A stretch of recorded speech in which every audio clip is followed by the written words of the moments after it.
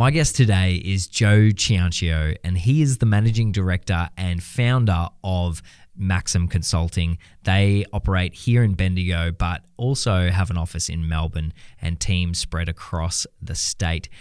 Maxsum Consulting honestly are a remarkable business. They have been through many iterations. This episode is actually front-loaded with heaps of value about how businesses can step out of being commoditized, a commoditized service, and into what it looks like to actually make a real difference on the businesses and B2B clients that you might have. So please stick around to the end because we talk a whole heap about change management, about team management, about business growth and what that requires from a leadership perspective. So I hope you get as much value out of this as I did when recording. Let's dive in. Joe, thank you so much for joining me in the studio. I'm really excited about our chat, but really honoured that you're here with me today. Thanks, Caleb. Real pleasure to be here. Come on, we're going to have fun. So your business is Maxsum Consulting, right? Correct. Maxsum has been around in Bendigo for a long time, and we're going to dive into the whole history, but I want you to start by just painting the picture of the industry that you sit in, the IT and solutions industry that you sit in, and how Maxsum fits into that. Yep. Paint the picture of what Maxsum Consulting is as a business. So I guess part of that story is to know that we actually changed the name of our business several years ago, right? So originally we were trading as Maxsum Solutions. And we changed our trading name to Maxsum Consulting, and there's a reason for that, and there's a small nuance. Yeah. But if you wanted to paint broad brush, we're an IT services company, right? Yep. But technology, IT especially, gets painted with this. We get boxed in a corner where we're the guys with the screwdriver that come out and fix things, right? Yeah. But and that's a small part of it, but that's not what delivers value to a business. So part of the reason we changed our trading name was to help sort of reset in clients' minds or businesses' minds what it is that we do. Sure, businesses like ours do the technical stuff, and you need that, right? Every business can't run without technology. Yeah. Everyone watching this today couldn't watch this unless they had the technology to do it, right? Yeah. But technology, IT services is really looked at as a commodity these days. You need it to run. It's like turning on the power. If you don't have it, you can't run your business. But like a lot of those sort of commoditized sort of things that you need to run your business, they don't add value. You just need them. Yeah. So what we've really focused on over the last 20 years of being in business, 23 years this year, is about adding value, and that's by focusing on the business outcomes, the strategic goals of an organisation, looking at what a business wants to achieve in terms of growth, efficiency, productivity, and using technology to achieve those business goals. So cool. In a nutshell, that's what we do. I want to hear more about that. So tell me, you're brought into a business and you're given that level of trust and insight into where the business is going. I could see a lot of parallels between how you approach things. Video, very much so a commoditized service, right? Absolutely. And so we've had a very similar journey. You're probably just a few decades down, a decade or so down the track. Yeah. Tell me, how do you interact with that business, and what's the conversation like when you're saying what we can do for you? Like what does that value look like in terms of bringing technology to the table to achieve a business goal? So there's two types of organizations we've found. One is the type of business that sees technology as just a commodity, a transaction, right? And if a client's looking or a business is looking just for the cheapest price to tick off the bare minimum that they need, and it's just going to be a transactional type of relationship, we don't fit into that. Right? There's other people who do that, do it better, do it cheaper, right? And we're not interested in that. Where we get really excited is when we come into an organisation and they understand the value that technology can bring, and it's not about us telling them what they need. It's about listening, understanding the client's business, understanding what their strategic goals are, their business plan, their strategic goals, understanding their pain points, and then proposing or talking about what types of technical solutions might help them overcome those challenges or help them achieve their strategic objectives. So, we're not there to just transact. It's about being involved and having a real consultative sort of engagement. Yep. And I know some people out there listening might say, well, you're not in that boat, but we really do see ourselves at that same level as other, C-level professionals. Yeah. So just like your finance or your accounting professionals or your legal professionals, you can't just engage those people and have it be a one-way street and get a good outcome. Yeah.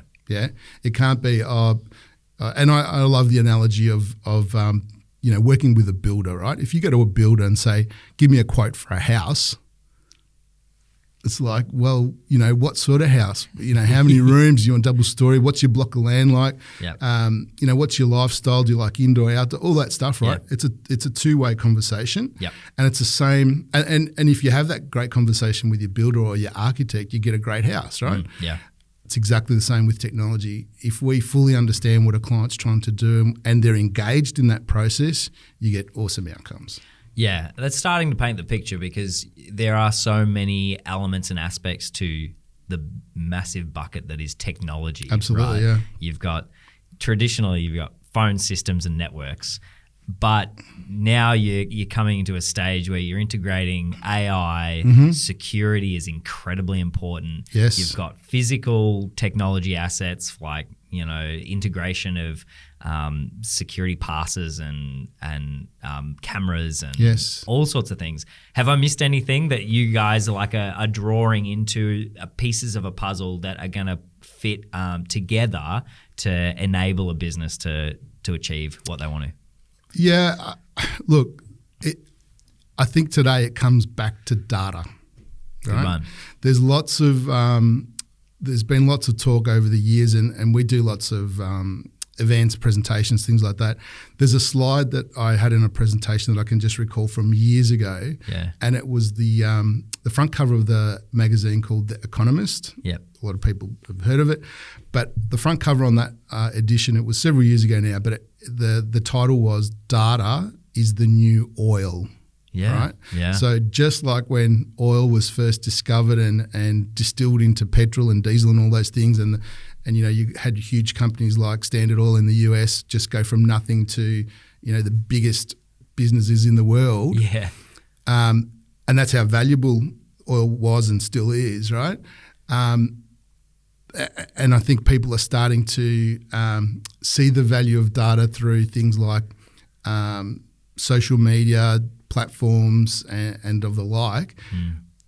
That funnels down into small business, right? Yep. The most valuable thing that you have in your business is data. And there's a real distinction between having data and information. You can have masses of data, and most businesses have an inordinate amount of data. It could be financial, it could be staffing, resourcing, whatever, right? But they're not leveraging it. They're not getting information out of it, and they're not using it to their advantage. So moving forward, and especially with the introduction of these AI tools that are now available to the small to medium-sized business, whereas once upon a time it was only, in the reaches of large enterprises or corporations. Yeah. It's now at the level where small businesses can afford it. Yeah. But the missing piece is how. How do I use it? How do I leverage the data that I've got to get information out of it that I can then use to make better decisions, make my business more efficient, more productive, all those types of things. And the overlay on that is security, right? So the data that you have is valuable in a number of ways. It's valuable for you as an organisation, but it's also valuable to people that are trying to get access to it, right? Yeah, totally. So making sure that it's secured from an external perspective, But the other layer on that is even making it secure within your organisation. So one of the things that a lot of organisations aren't fully aware of is the fact that implementing an AI tool within your data realm makes it easier for people to find information. But if it's not secured properly, they could be accessing information that they shouldn't have access to. Right. So let's say you have a tool like Microsoft Copilot, for example. It has access to all your data in your Microsoft world, so to speak. And if you put a prompt in that Copilot tool to say, summarize the wages for every employee, and if you're not supposed to have that access to that information, it's not secured properly, you'll get that answer, right? Yeah. So what AI has done is that previously you still probably had access to that data, you just couldn't find it. Yeah. Or didn't know where to look. Yeah. But AI is doing that work for Bridges you now. the gap. Exactly. Yeah, and that's pretty crazy. Like, we've got the democratization of technology, and then paired that with the understanding of the value of data. But what I hear you saying is that there's a massive gap between actually integrating that into a business to leverage it. Yes. And to draw out the value that it can have. It's all very well and good to have access to a large language model and then have a data set, but you've still got to know the right questions to ask. Exactly. You've still got to know what the outcome is you're trying to achieve. Yes. And then plugging that into any sort of meaningful way, right? Yeah, absolutely. Interpreting the results as well. Knowing what to ask, I think, is the first key thing. You need to know how to create a prompt correctly so that you get the result that you want. Yeah. And then being able to interpret the results, validate it. I don't know if you've heard the term of hallucination with AI tools. Tell me about that. So these large language models, they're trained on different types of data sets, and they'll infer information or results out of the data that they ingest. Yeah. It's not always correct. So creating or understanding a result or interpreting it correctly and understanding that it's actually not correct is really important, because these large language models can hallucinate. Wow. Yeah. And that's like the term used for when they're drawing information from a data set that's not actually reflecting the right answer that you've asked for. Correct. Not producing the correct the correct answer, or it might be technically correct. Yeah. But it's not correct in the context that you're asking the question. Yeah. So it's really important to understand that as well. Yeah, I love that. There's also an element and I'm interested if you dive into this space of like change management or systems implementation, which is not, people would traditionally, it's not the installing of gear. It's how does this gear fit into the overall working of your business, and how are the people going to actually use it to the best use case? Yes. And it not just fall by the wayside and That's break. a very important topic that you've brought up, Caleb. Great. Because, what I keep telling clients is that technology for technology's sake does nothing, right? You could have the best whiz-bang software tool XYZ that you've ever seen, but if it's not implemented correctly, you've wasted a whole heap of time, money, resources, right? So the two things we always talk about when, we'll broadly define it as digital transformation or some sort of transformation project within an organisation. There's two things that you need. One of them is a fostered culture of change within an organisation. So if an organisation's always talking about, well, this is the way we've always done it, why do we need this? Why do we need that, right? Yeah. Don't waste your time. Yeah. Right. And it starts from the top. Yeah. So there needs to be that messaging from the top to say, these are our business objectives. These are the things that we need to do to meet those objectives. Some of it's going to require change. And AI might be a really good example, or things like, Microsoft Teams or Microsoft SharePoint. there'll be a specific purpose or a reason why it's necessary to implement these tools, but the messaging for why needs to come from the top, and everyone needs to be invested in that process. So having a culture of change is really important. Obviously, you need the technical know-how. If you don't have it internally, you need to engage the right people. So the technical part is arguably the easiest. Yeah. So you might have data in one tool and you're migrating it to another. Yep. Or, you've started with paper and you're moving to an electronic-based system, and that's just nuts and bolts stuff. Yep. The part that sits below that is the change management and the training as well. Yeah. So if you don't have a process or someone that is accountable for the change management within an organisation that is across the different parts of the business that this change might affect, and they know how changing this is going to affect that, and if you don't have the right level of training, you're really, really going to struggle. You're really going to struggle. I heard a story about it was a hospital, I believe, that got a new set of tablets and iPads, and a new fleet of them, and the technical side was connected and all that, and it was really, in theory, really helpful for patient management and for processing of information and connecting to different areas and communication. But the change management bit wasn't really done, and so what ended up happening was all of these iPads were just stuck in the nurses' trolleys and never used. And so all of the potential is there, but it's not being realised. We see things like that all the time, and you can see it. You can see it even before it happens, right? You can walk in. Well, when you've been doing it as long as I have, you can walk into the front door of an organisation. I might be generalising a little, but you can look around and within 5 or 10 minutes sort of get a good feel for how the place is run. And when you start talking to people, the attitude that they have to a lot of things, but to change in particular. And I think it comes back to my initial comment around whether or not organisations approach things with respect to technology in either a transactional or a consultative manner, right? So if they operate in that transactional mentality where really they just want to get the lowest cost for making this change, it never works. No, because they're not looking at how they can leverage it to its highest capability. Absolutely. They're looking at how they can get away with the lowest amount of integration. Correct.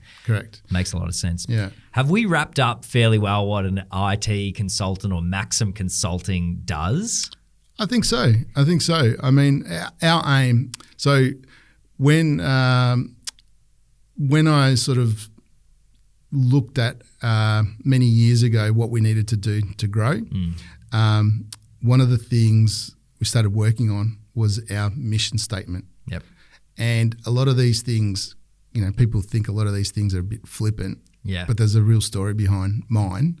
And our mission statement is to enable opportunity and realise potential, right?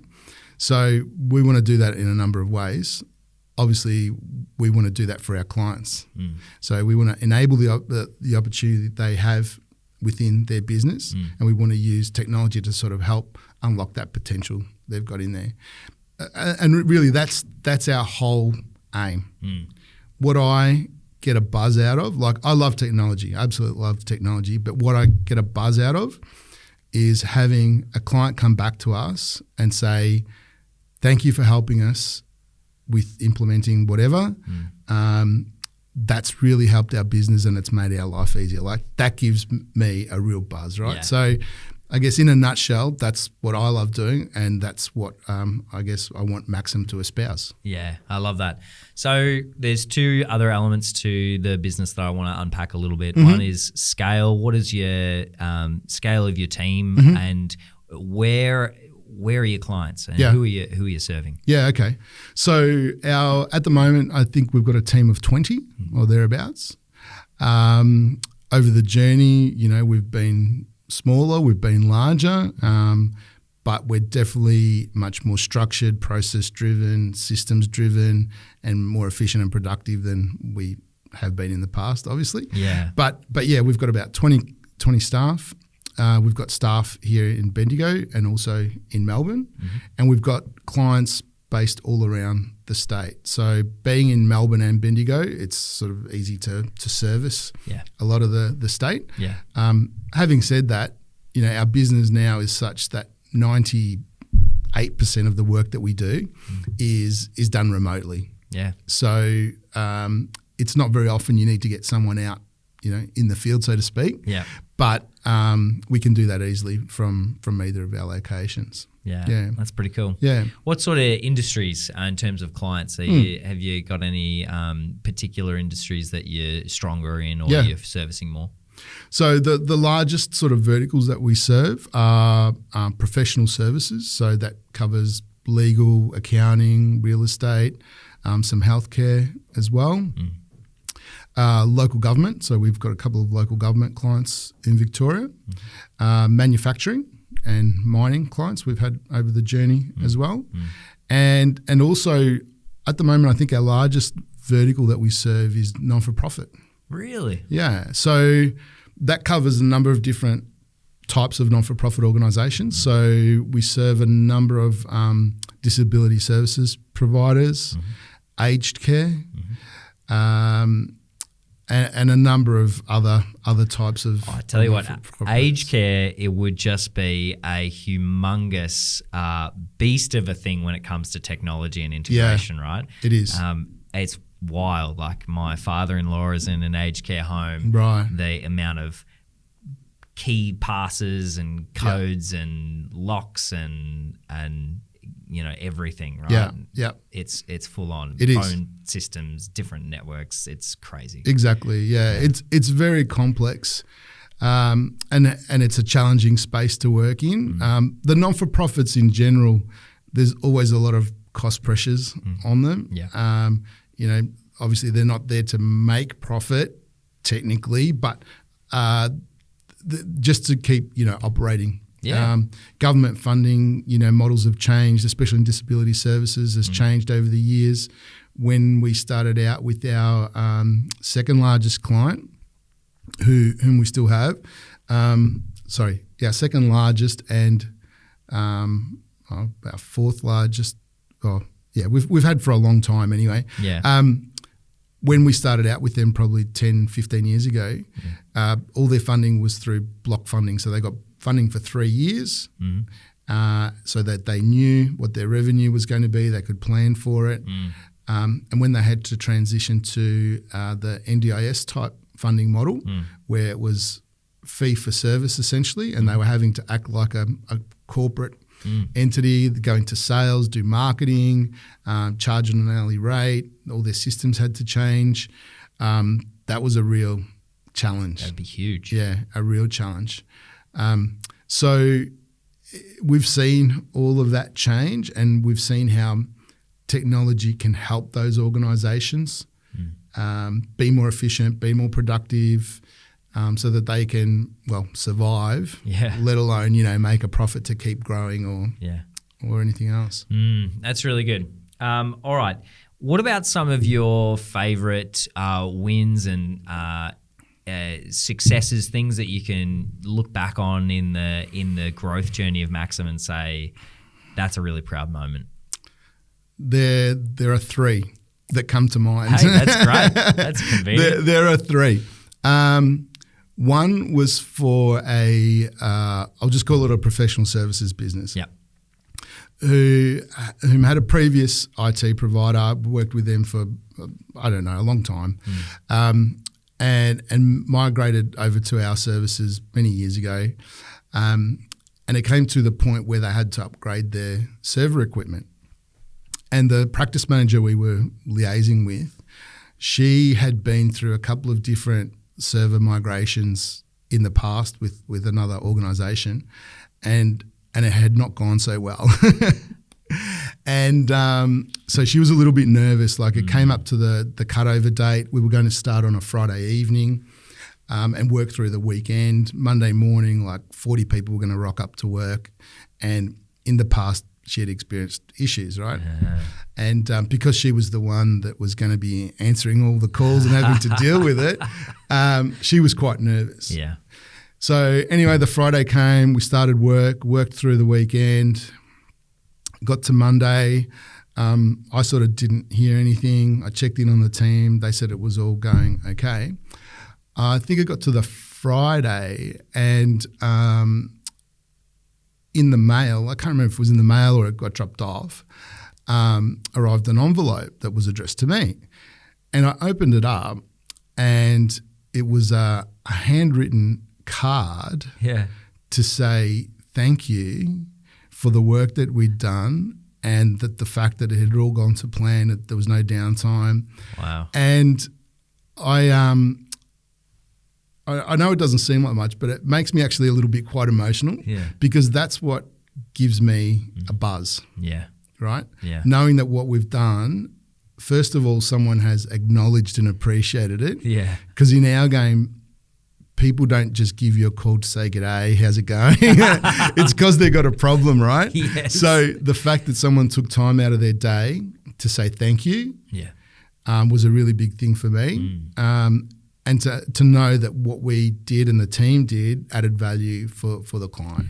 That's a really relatable point for IT services, right? Is the only time that they get contact is in problems, but also a marker of success often is no one notices anything. No, exactly.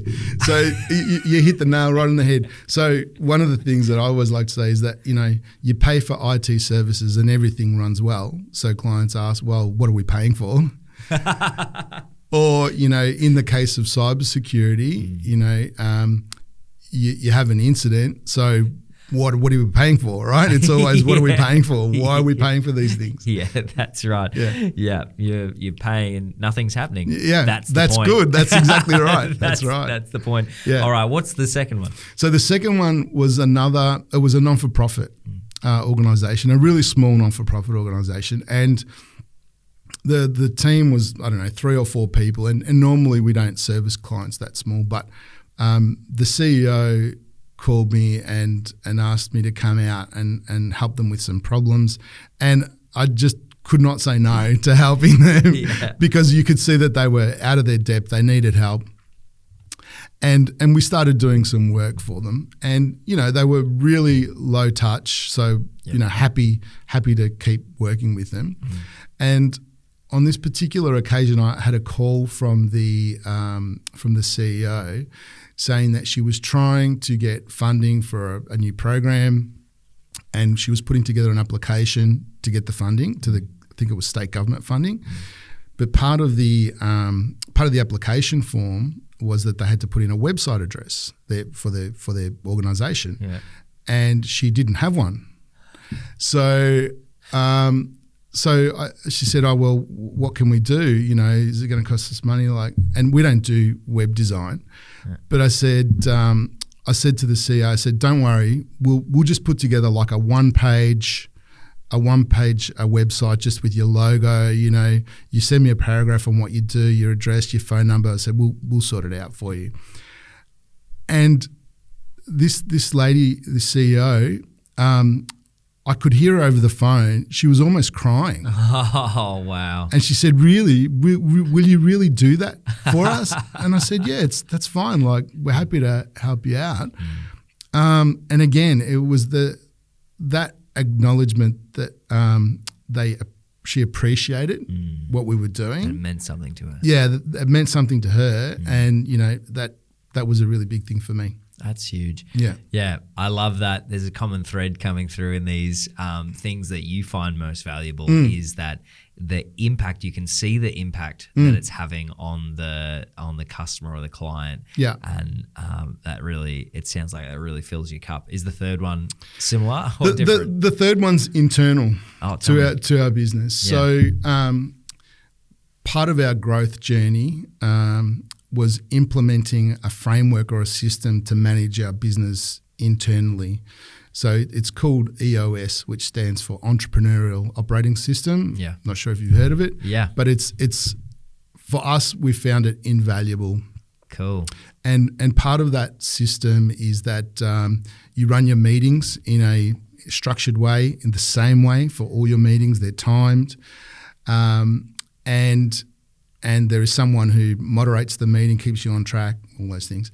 So one day we have different types of meetings. So we have a sales meeting, we have a management meeting, the service delivery meeting, all these different types of meetings. Yeah. One particular day, the meeting room was occupied, or I don't know I can't recall why. Yeah. But the service delivery team had to have their meeting out amongst the rest of the team, and I sit out with the rest of the team. So as I was doing my work, I could overhear this meeting, and it had been probably a year or so since we had implemented this new system. But what I overheard in terms of the type of discussion and the language that they were using, and also referencing our cultural values as part of the discussion, I did almost start crying. Wow. Because I could see that what we had been working on for so long was starting to become part of the fabric of the business. Yeah. And the fact that our staff internally were referencing our cultural values means it's real. Yeah. Yeah, it's how you know that it's taken root, right? And it's not just some words on a wall or in a document. I've seen it so many times, right? How many times have you been into the foyer of an organisation? You see the same words like trust, integrity, value, commitment, whatever, these one-word things, right? Yeah. That don't mean anything. No, not unless they are personified by the staff and they're worked into the everyday workings and culture of the business, right? Yeah. One of the questions, if I'm meeting a new potential client, or we're starting to get involved in some strategic work, is asking the organisation leaders, so the CEO or some other C-level executive, tell me about your strategic plan, but also tell me what are your cultural values. 99% of people don't know what they are, right? Yeah. And that blows my mind. Yeah. Because, that's where it starts from. How did you go about, and we'll work our way, we're heading towards your business origin story and your personal business growth journey. Yeah. But I want to know, while we're on the topic of these cultural values, they are such an integral part of a successful business. And if anyone who's been listening to this podcast for a few episodes, it's a very common topic of conversation in successful businesses. There is a really strong value for culture and for team growth, management, setting your people up for success, and actually having some language, and not just language, but implementing a really strong culture in your business. Tell me a little bit about how you embarked on that journey and what that would look like. How many hours do you have, Caleb? Only one. Well, I'll tell you, because so one of the key pivotal changes in our growth journey, or in my growth journey, was probably 5 or 6 years into having the business. Things, we were growing, we had quite a business, getting clients, all this stuff, everything was going really well. And then things weren't going so well, right? Yeah. Businesses have ups and downs. And I remember very, very clearly, we had little kids at the time. I was at work like crazy hours, and I remember being at the office at like 8 o'clock one night. Hadn't been home, hadn't seen the kids, hadn't eaten dinner, but just thinking, what the hell am I doing wrong, right? And I came to that that juncture of where I knew that there were things I didn't know, right? I was consciously incompetent. Yeah, wow. So I embarked on a journey to be consciously incompetent, right? Yeah. And find out what it is that was missing. Yep. There's a lot that went into that. One of the first steps I took was that I joined a peer group, so a group of other like-minded people, similar types of businesses, and during one of these peer group meetings that we had every quarter, a person was talking to us about growth and issues and a bunch of stuff, and one of the things that he was talking about was clearly articulating your cultural values, right? And I thought, oh yeah, geez, that's something I haven't done, right? Yeah. So then I thought, well, I need to find out what our cultural values are. So I talked to a bunch of people in our peer group, and they sent me examples of what they had, and I cut and pasted all into this like 200-page document, and I emailed it out to everyone. Sort of sat back and thought, oh, geez, I've done that now. It's like that's a tick box, right? Yeah. And then you think, well, hang on, people aren't following these or aren't living to our values. It's like, well, why not? Yeah. Duh, like they're not real. Yeah. They weren't real. No, words on a page. Words on a page meant nothing. Yep. So started working with a business coach, and we sort of took a different approach. Yeah. So what we did was we brought everyone into the discussion. We actually had a dinner one night, sat around and started off by talking about the types of behaviours that we wanted to espouse within the business. Yeah. Everyone wrote things down on bits of paper, we grouped them, and then we helped distill them down to a message.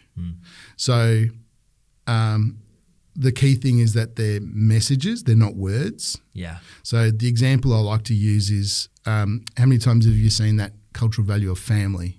Yeah. Seen that one? Yeah. Family. I've got a great family. Love my family, right? I do everything with my family. Family to other people might not have the same connotation. Who maybe haven't had the same set of experiences, right? So instead of just using a word, you need to use a phrase. Yep. So we distilled our cultural values down to 4, so you can remember them all. Yep. It's a phrase, it's not a word, and there's a graphic associated with it as well. Nice. So by having everyone involved, distilling it down, when we onboard a new staff member, for example, that we've got a whole 1-hour presentation on what our cultural values mean, what it means to espouse them, examples of what living the values are, and examples of what living the values are not. Yeah. And then we also have a quote attributed to, a recognisable figure that also reflects that same cultural value, or that seeks to reflect those same behaviours as well. So what I'm hearing is there's you brought your team along on the journey. The most important part is that if they're going to espouse or personify values, then they need to be involved in the 100%. Development of them. Yeah. And the outcome that you need as a business is that they adopt them, right? Yes. That they own them. Yes. And they're not imposed, but they are owned. And so a key part of that is them helping develop them, right? There's that, and then continually making them live. Yeah. So it's one thing to define them, but then you've got to make them live. So the example or the story I gave you earlier about hearing those values being, talked about in the meeting, like that means it's living. Yeah. And it's also one of the things my business coach at the time often said to me was that you should never use your values as a stick. Right? Yeah, good one. But you can always help people in their journey by always relating things back to one of your values. Yep. It's when you do that if you want to help people grow, learn, in some cases, if you need to help performance manage staff, it's always easy to do it in the context of your cultural values.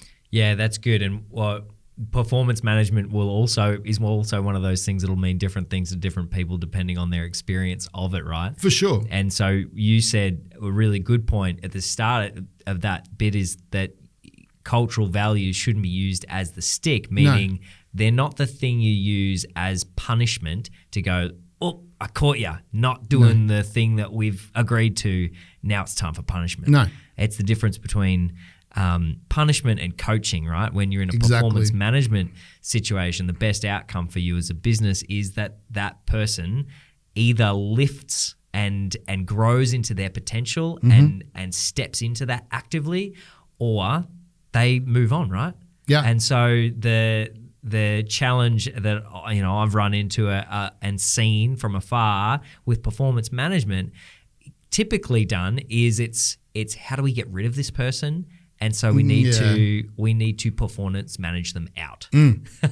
Well, that's a really it's an unpleasant thing to do, but it's also unproductive and inefficient, right? To find someone, train them, get up to speed, all that sort of stuff. It costs you a lot of time, effort, and money. Yeah. And if you can leverage your values to help shift someone's position from here to here. Yep. And ultimately live our mission statement of enabling, the opportunity, but helping them realise their own potential. Yeah. Then that's a win not only for the business but also for the employee. This is an interesting leadership point because and discussion topic because there's an element of your size business probably, and that you play a really large role as the business leader in the HR space or performance management or team management, and have a really big influence in how employees are called up and issues are managed. How do you find and how do you balance that responsibility as the leader to help the team be the best they can be, but also get all of the things that are within your remit done, right? As the business lead. Yeah, it's I guess a tricky balancing act. But look, what we always try and tell our staff members is that, and relating it back to our mission statement of enabling opportunity and realising potential again, is that any learnings that staff have, any knowledge that they gain, any experiences that they have through, be it either internal or with clients, of course that is valuable to the business, but it's also valuable to them as individuals. It's helping them grow, helping them gain experience that they can take and see, use how they see fit if they ever decide to move on, right? Yeah. So if there's ways that we can help staff members in their journey, we'll always be willing to do so. Always willing to have those conversations. Challenge though, right? Absolutely. Yeah. Man, the people are complex, and managing people to from the right perspective and foundation of wanting them to succeed is a really high benefit for a business, because if you've got a whole bunch of active, engaged, thriving people, then you're going to have really effective and efficient and productive employees. Absolutely. Which, man, that's a whole nother probably podcast series exactly itself, right? But let's dive back into where's Maxsum come from? Where have you come from, Joe, in building this business, and why Bendigo? Great question. So my father came to Bendigo in 1961. So, he's almost considered a local, right? But I was born here, grew up here. Grew up working in my parents' business from the age of 10. They were in hospitality. So sort of cut my teeth in, customer service, working with people, doing the books, after school, cleaning, mopping, all that sort of stuff. Yeah. But my true love and passion was always electronics and computers. So when I was 9, 10 years old, I saved up my $275 and bought my first computer, which was a Commodore 64. So yes, it's probably way before your way time. before I was born, exactly. But I know what it is. So, so that was sort of what I, learned. I taught myself how to program. Wow. Was writing bits of software, but I always had a love for computers. It saw me go on to university. So I went to high school in Bendigo, went to university in Melbourne, and I studied electrical engineering and computer science, so a double degree. Did the last year of my computer science degree in Japan at a Japanese university.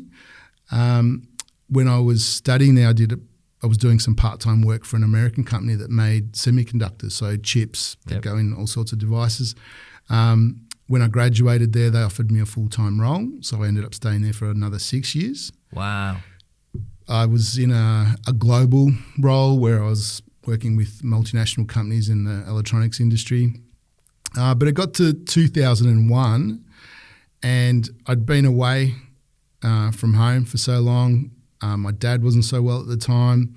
And I thought, if I don't leave here now, I was 26, 27. If I don't leave here now, I'm going to get stuck here. So I thought I'll come home, came back to Bendigo, moved back in with mum and dad and thought, well, what am I going to do? Because the electronics industry that I was working in doesn't exist in Australia at all. Mm. So I thought, well, I'll do something with computers. So before I came back, I had this idea that I'd get into the computer sort of game. And it was actually an idea that I had when I was in primary school. I knew that I wanted to start a computer company when I was big. And I even had a name picked out. I had a name of Hypertech. Hypertech. Yeah. So before I came back to Australia, I went to register the domain name. Yeah. And it was taken. Mm. So I thought, well, I need to find a new name for my potential business. So I started thinking and playing around with names. And when I studied computer science, when you do coding, if you've got a heap of data and you want to find the maximum value of this set of data, there's a variable name that you kept using called Maxsum, so the maximum sum. Yeah. So I thought, I'll see if that domain name's available, and it was, and I registered it, and that's why Maxsum's called Maxsum, so the maximum sum. So anyway, I came back to Bendigo. I started selling computers, building computers by hand out of mum and dad's garage, called it Maxsum, got one client, got another client, ended up getting an office in View Street in Bendigo, hired one staff member, moved into a bigger office, hired some more, and the business has changed and evolved many times. This is probably the fourth, I guess, sort of iteration or evolution of what we do and how we do it. But it's really culminated in, I guess, all that experience that I gained working overseas. And part of what my intention was in establishing Maxsum was to bring that experience back to not only regional Victoria, but to Australia. So the fact that we're now 20 strong, we've got a really broad customer base across the state. So we're ISO certified as well. So ISO is an international standards organisation. Yeah. Different types of ISO certifications, but we're certified in quality management and also information security management as well. So we're one of the first, if not the only, technology provider outside of Melbourne Metro. Wow. To have that certification level as well. So yeah, that's pretty impressive. The I'm interested. There's quite a journey there in your development as a professional and as a business leader. You've gone from technician, and as many businesses start, as it's all the one person. And they're doing all the things, and they're the operations, the delivery, the visionary. They're everything, right? And that's the common natural starting point. But you've, over the last 23 years, how has your role within the business changed and shifted, and what are some of the lessons that you've learned along that way? I mean, right. There's a lot there, right? But there's pick a couple lot. of highlights for us. I guess I'm the only, and naturally, right, I'm the only person in the organisation that's had essentially every role. Yeah. And I guess part of the lesson has been learning to delegate and let go. Yeah. And I think part of that comes with maturing and it comes with different personality types as well, right? When you're really focused on getting the right outcome all the time, I used to try and do everything right because I thought, no one could do it the same way I could, right?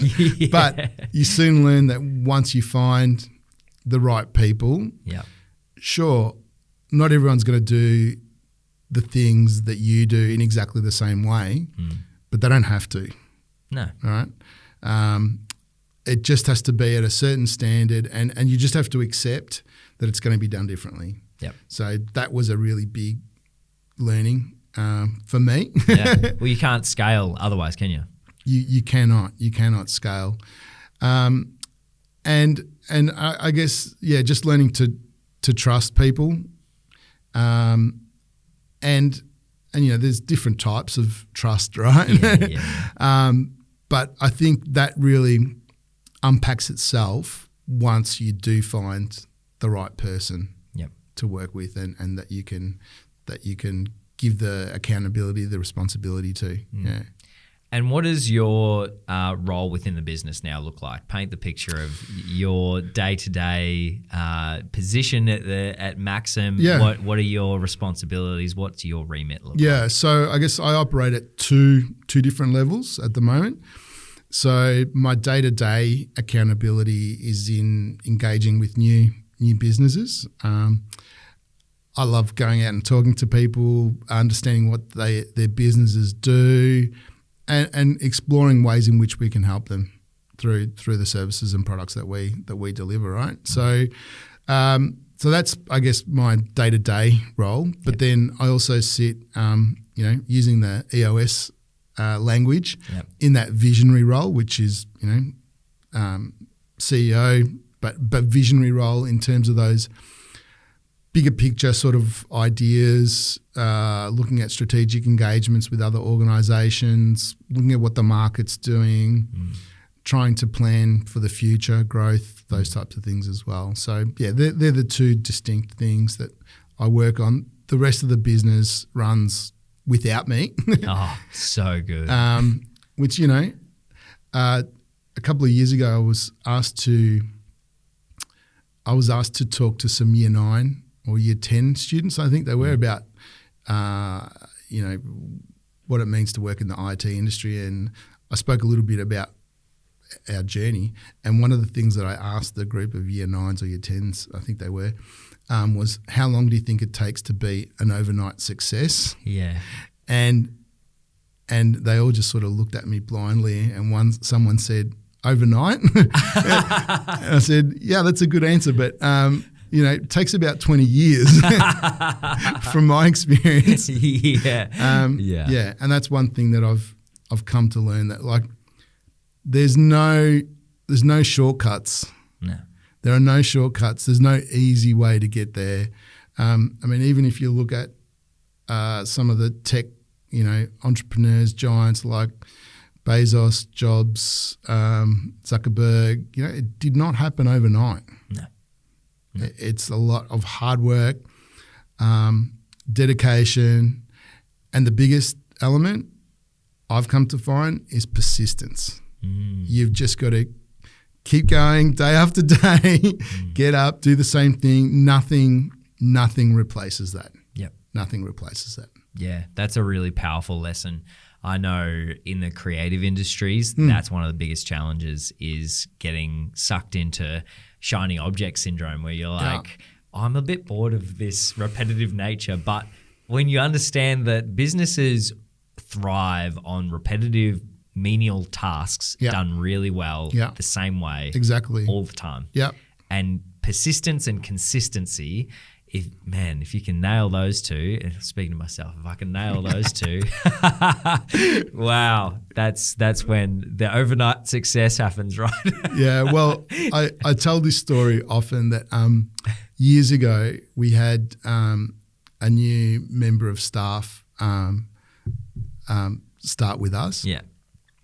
And he was sort of shadowing me for a long time to get to know how we did things, and it was probably like 6 weeks or something like that. And one day we were driving in the car together, and there was a lull in the conversation, and he said, Joe, what do you reckon your key to business success is? What's your secret to business success?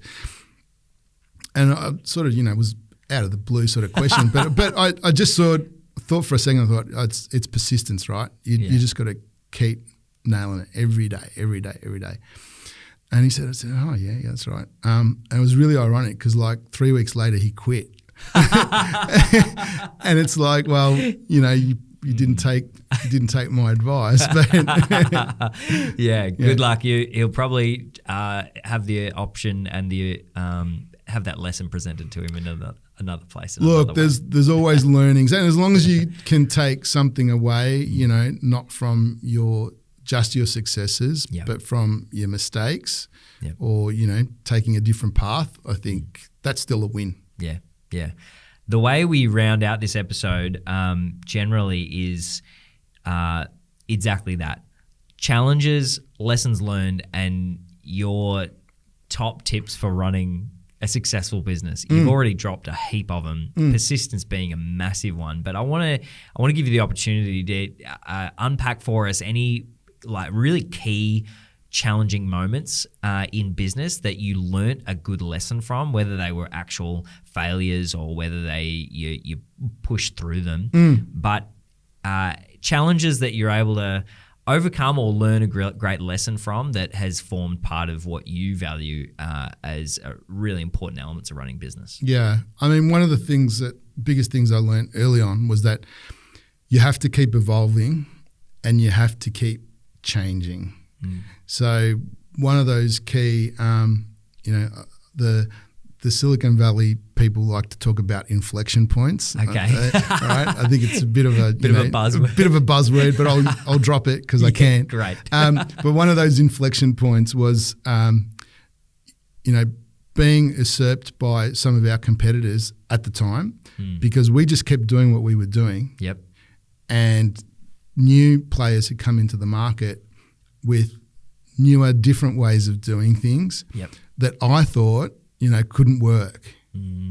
And that was just because I was living in this little box, right? I was just doing what I was doing and not seeing the bigger picture and thinking really short term, because I was thinking that if we move to this different model, we could potentially lose a lot of revenue. But that was a real short-term view of things. Yep. And our competitors got ahead of us. Yep. For a period of time. Yep.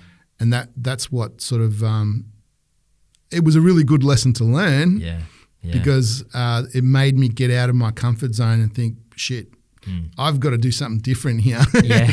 Because otherwise, we're going to get left behind. Yeah. So that was a really good learning experience. That's huge. It speaks to your willingness to change and be open to new things. Yeah. And to not be set in your ways, having found something that works, to not think that will always work. No, that's a really big thing. And like, if you talk to probably close family members, they'll tell you that I'm really stubborn, right? And in a lot of ways I probably am. Yeah. But I've come to temper that somewhat, especially in the business world, because if you're not looking at new and different, you're going to get left behind. Yeah.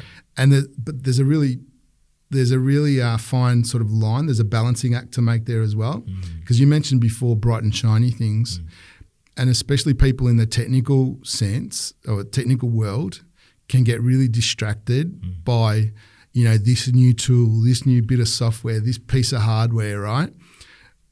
That's great, but it's not going to move your business forward.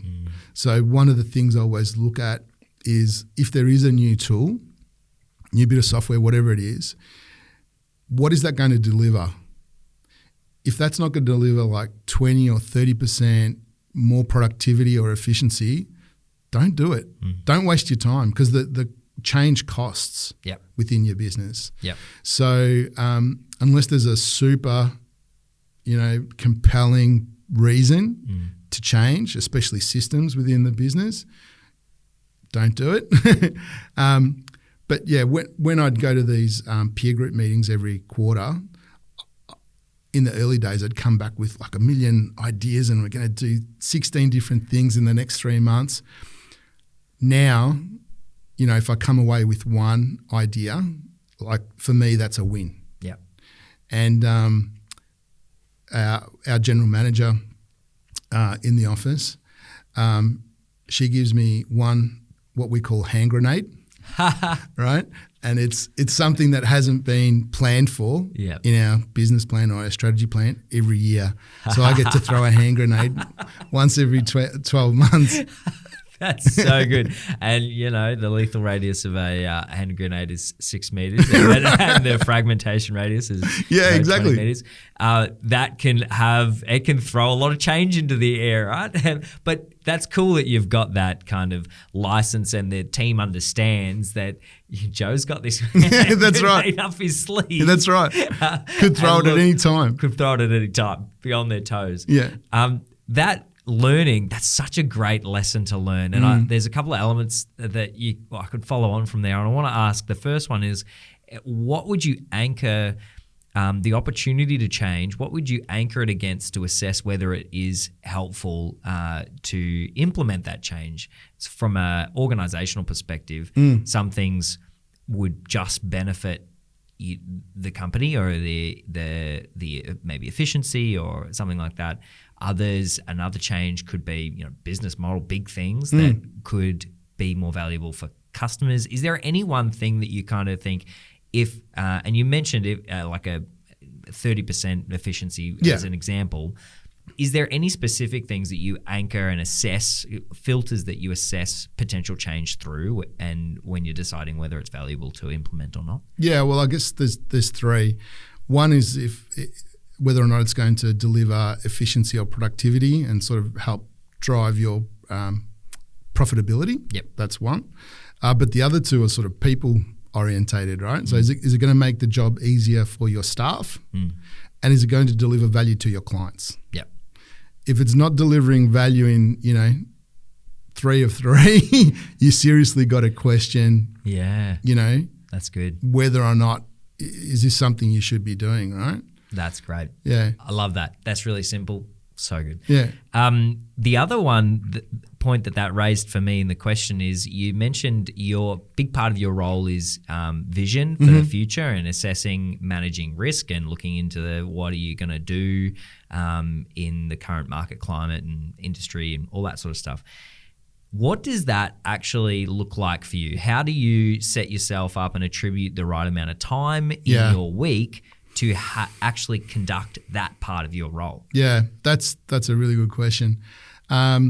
So it involves a lot of things, right? Every morning my inbox is full of stuff with new advances in AI, this new language model, large language model, or this type of bot or whatever.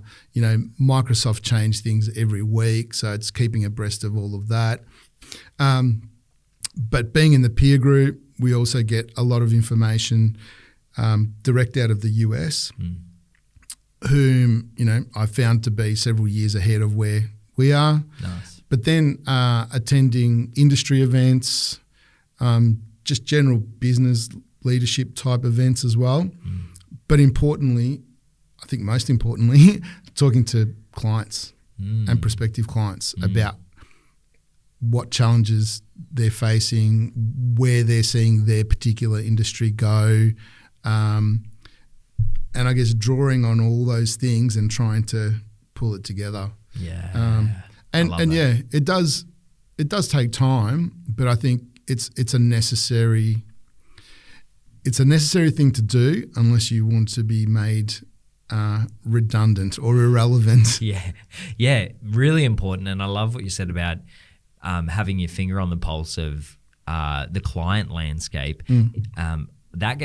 That is such a key in so many different areas. If you understand your clients like the back of your hand, if you're so in touch with their needs, desires, fears, pain, then that gives you and helps inform you of what you could change, how you could become more valuable, or what things you're doing that are losing their value. Yeah. And so that sounds like an amazing activity and practice to make sure that you don't ever become irrelevant. And if you maintain that practice, that you will constantly be on the forefront and knowing where your business needs to increase the value that you deliver and what needs to be cut away or stopped. Yeah, absolutely. Love that. Yeah. It's the technology, the IT world is so broad. When I go in to talk to a client, and like I mentioned earlier, the first step is listening. Yeah. It's like you start out with this huge funnel of all these technology bits and pieces that could potentially help a client. And as they're talking, the funnel gets narrower and narrower, and you start to hone in on one particular. It might be a product, but typically it's not a product. Yeah. It's a service. It's a way of engaging with them to help them out. Just as an example of that, we had a prospective client ask us to come in to talk about Microsoft 365. There's some tools in there called Power Platform, Power Automate. Okay. It's an automation tool. Yep. And they were really specific about this one tool. And, we need expertise in this product because, and it's like, well, what are you actually trying to do here? And when they explained it and unpacked it, it turned out that it was totally different, right? They didn't need a solution for this to be implemented using this one tool. Yeah. It was a whole other business process issue that they had that required a whole other solution, right? Wow. So, I think being able to listen, understand, and synthesize the information you've got to deliver the right solution is a really important part of the puzzle. You've got to read through the lines because generally, and it's probably true in most industries, is that the clients that you're dealing with are not the experts in your thing. They need to leverage and use your services. And so they might have an idea of what the solution looks like, but really that's not the right direction. No. And so, you've got to keep a cool head and go, let's just take a step back here. And I think IT is one of those areas, or technology is one of those areas where a lot of people think they know a lot about the topic. And in some cases that is the case, right? But with great power comes great responsibility, right? So like a little bit of power has a big effect sometimes. And you've got to be respectful of that and just help bring people along the journey. One of the biggest examples of that is around security. A lot of organisations don't understand the obligations that they have in securing their systems and their data. So the accountability for data security ultimately sits with the directors of a company. Right? So it's no longer a technical issue. It's a governance and risk issue. Right? So just helping people understand that in a respectful way. Obviously, a lot of organisations aren't aware of those types of issues, and you have to present it in the right way. in an educational, informative sort of way to help them understand some of the issues that they might not even be aware of. Yeah. Yeah, there's a whole lot of things in that realm, right, that have transitioned as technology's expanded, and we're developing industries and all sorts of things that have moved from technical, practical into governance, compliance, Yes. and risk, and there's some very real implications, and lots of it, unfortunately or fortunately, sits with directors of companies. Absolutely. And then you can't afford to be going, I didn't know about that. No, that's in a court of law that would not stand up. It would not. I didn't know. I didn't know. Yeah. Although it seems to stand up in the political sphere. Yeah, that's right. No. Unfortunately. No. All right, Joe, thank you so much for your time. Thanks, Caleb. Mate, how can people get in touch with Maxsum, connect with what you're doing? Yeah. If they're interested in reaching out, touching base. Yeah, well, I've got a great LinkedIn profile, so is Yeah. Maxsum. Come on. Our website details a whole bunch of things that we do. But yeah, it's just easiest to give me a call. We love just talking to people. So even if you think it's something that we may or may not be able to assist with, it's just about having a conversation. Many times I've had conversations with companies. The discussion hasn't led to anything technical, but we've always kept in touch. And if there's ways that we can help connect them with other people that might help them in a totally different sphere of business, that's still a win for me. Yeah, I love that. Yeah. Thanks, mate. No worries. Thank you. Well, that's it for this episode. If you really enjoyed listening, why don't you drop a comment in the comments below? Make sure you like the video and subscribe to the channel so that you get updates on when all of the next ones come out.